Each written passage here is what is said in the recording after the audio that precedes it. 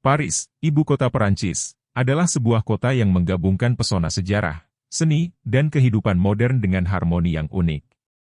Dikenal sebagai kota cahaya atau Ville Lumière, Paris memancarkan keindahan seni arsitektur klasiknya yang memesona, jalan-jalan yang penuh sejarah, dan suasana romantis yang tak tertandingi. Sungai Seine membelah kota, memberikan sentuhan dramatis pada lanskapnya dengan jembatan-jembatan yang elegan dan pemandangan ikonik seperti Menara Eiffel, yang berdiri menjulang tinggi di tengah-tengah kota. Paris terkenal sebagai pusat seni dunia, dengan museum terkenal seperti Louvre yang menyimpan karya-karya seni ternama seperti Mona Lisa. Kehidupan kafe yang hidup dan keberadaan pasar-pasar tradisional memberikan sentuhan kehangatan kota ini. Setiap sudut kota ini menyajikan keindahan yang luar biasa, mulai dari Katedral Notre Dame yang megah hingga Montmartre yang mempesona dengan suasana seninya yang khas. Paris juga terkenal dengan mode dan desainnya yang trendy. Jalan-jalan seperti Champs-Élysées adalah tempat belanja mewah, sementara distrik Saint-Germain-des-Prés menawarkan butik-butik yang penuh gaya dan inovatif. Kehidupan malamnya yang dinamis menciptakan pengalaman tak terlupakan bagi pengunjung yang mencari hiburan dan kehidupan malam yang bergaya.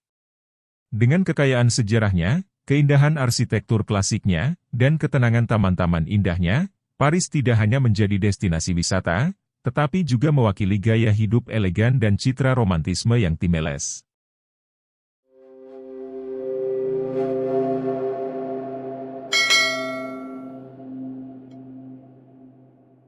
Selama berabad-abad, Paris telah menjadi salah satu kota yang paling penting dan menarik di dunia. Kota ini dihargai karena menyajikan berbagai peluang dalam bisnis, perdagangan, studi, budaya, dan hiburan, dengan keahlian khusus dalam memasak, mode, lukisan, sastra, dan komunitas intelektualnya yang sangat terkenal.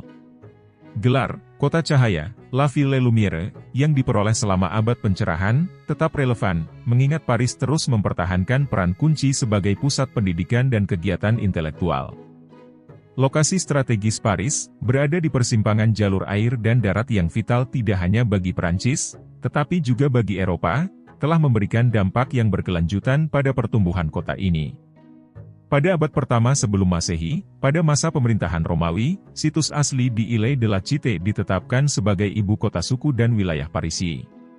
Pada tahun 494 Masehi, Raja Frank, Clovis I, merebut Paris dari Galia dan menjadikannya sebagai ibu kotanya.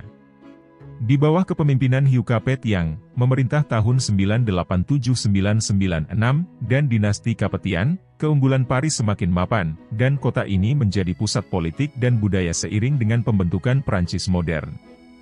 Paris telah lama diidentikan dengan negara pusat yang kuat, menarik bakat dan vitalitas dari provinsi-provinsi. Sungai Seine membagi Paris menjadi 3 bagian utama. Ile de la Cité, di tengah kota, menjadi pusat otoritas keagamaan dan pemerintahan.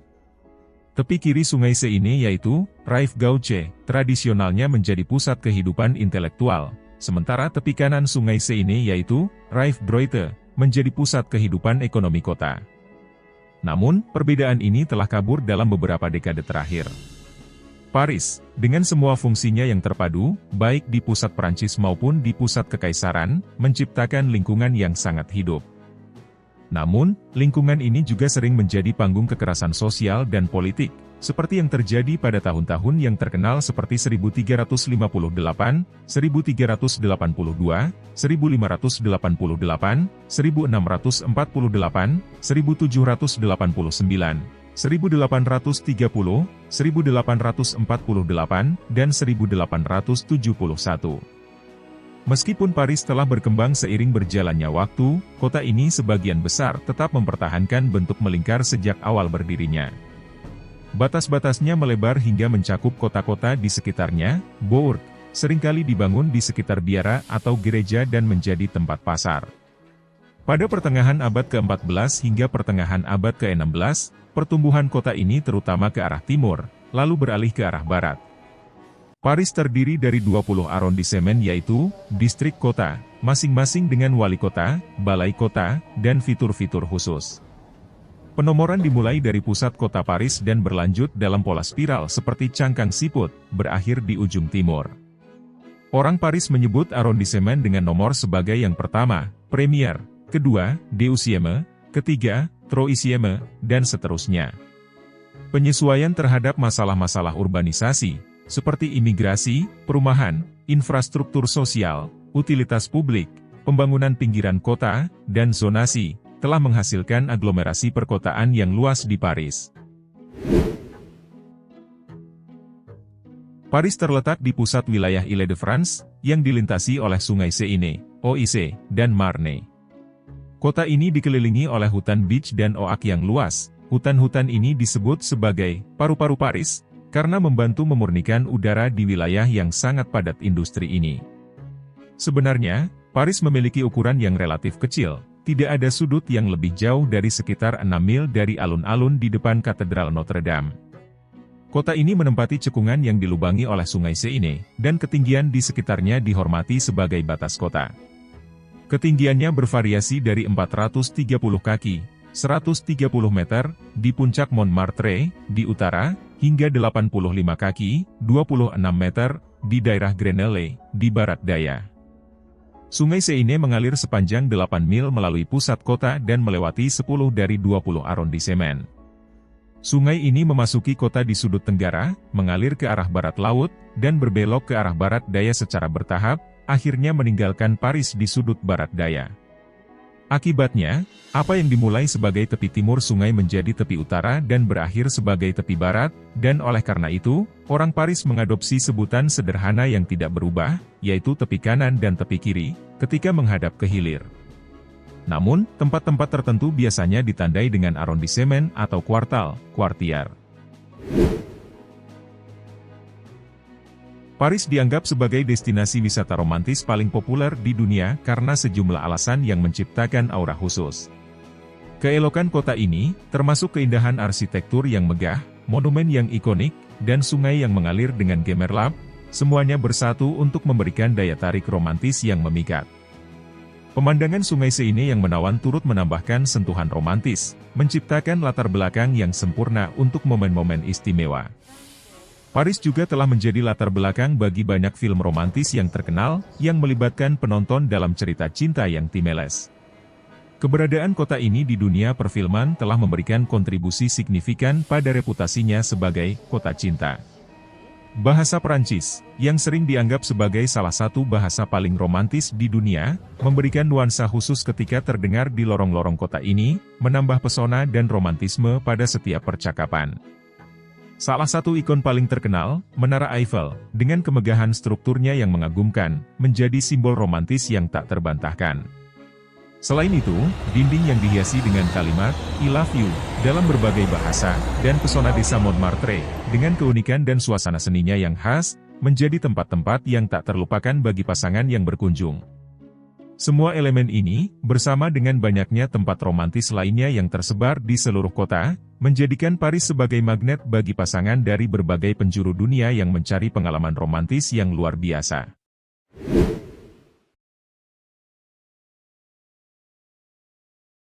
Paris, yang sering disebut sebagai City of Light, merujuk pada sejarahnya sebagai pusat intelektual selama periode abad pencerahan.